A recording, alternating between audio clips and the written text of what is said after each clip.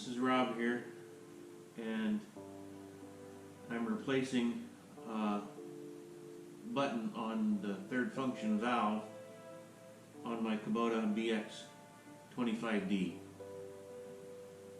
and I thought I'd bring you along for the ride.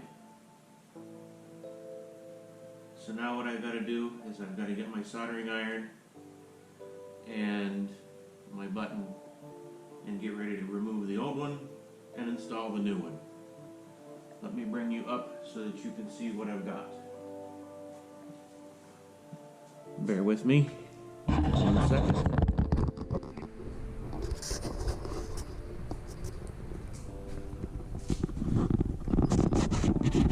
And that's what I've got to get down into here and remove that and solder in a new one. Okay, and if you'll bear with me, I'll be right back. Sorry about the camera movements, but I only have one. We're new at this.